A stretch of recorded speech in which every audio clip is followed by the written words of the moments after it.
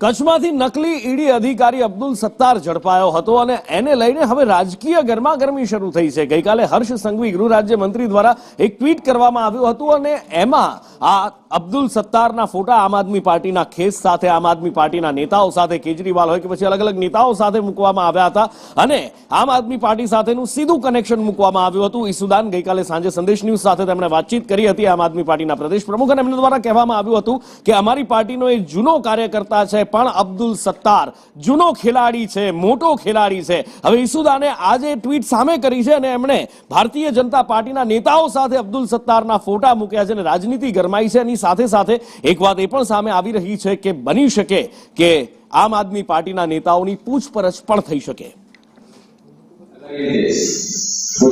એમના આજે મેં ફોટો ટ્વીટ કર્યા છે જે સાંસદ છે ભાજપના અને ભાજપના સંગઠનમાં પણ બહુ મોટો હોદ્દો ધરાવે છે, એમની સાથે એમના ફોટો છે, પોલીસ અધિકારીઓ સાથે ફોટો છે, પોલીસના આઈપીએસ અધિકારીઓ સાથે ફોટો છે।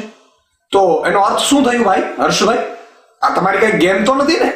આ ખરેખર થઈ શું રહ્યું છે? તમે બદનામ કરો છો આમ આદમી પાર્ટીને અને નકલી ઈડી વાળા તો તમારે ત્યાં બધા ભેગા થઈ રહ્યા છે, એટલે ભાજપનો જ સભ્ય છે કે શું? બહુ ખોટી બાબત છે।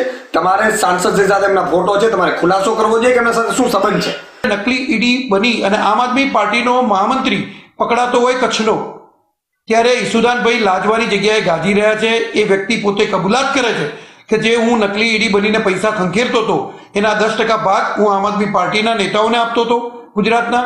સાથે સાથે એને પોલીસ નિવેદનમાં એ પણ લખાવ્યું છે કે હું કચ્છની જે આમ આદમી પાર્ટીનું કાર્યાલય છે એ કાર્યાલયનું ભાડું અને કાર્યાલયનો તમામ ખર્ચો એ અબ્દુલ સત્તાર જે આ ગુનેગાર છે પોતે ભોગવતો હતો, એવું એને પોલીસ નિવેદનમાં પોતે જાતે કબૂલ કર્યું છે।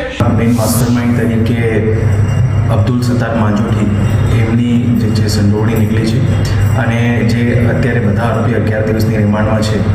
આમાં ગઈકાલે એવું પણ એક ઘટસ્ફોટ થયો કે જે અબ્દુલ સત્તાર માંજોઠી છે એ આમ આદમી પાર્ટીના કાર્યકર છે અને અલગ અલગ ટાઈમમાં એ પાર્ટીના જે નાના મોટા કાર્યક્રમો હોય એમાં જે એમની ગેરકાયદેસર પ્રવૃત્તિ હતી એમનાથી જે પૈસાનું ઉપજ થતી હતી એના પાર્ટીની પ્રવૃત્તિઓમાં ઉપયોગ લેવામાં આવ્યો છે। અબ્દુલ સત્તાર માંજોઠી જે છે એમની જૂની ક્રિમિનલ હિસ્ટ્રી પણ છે, જેમાં જામનગર અને ભુજમાં એમના વિરુદ્ધમાં 302 અને 307 આઈપીસીની કલમો હેઠળ ગુના નોંધાયેલા છે। આ તો ભારતીય જનતા પાર્ટી અને આમ આદમી પાર્ટી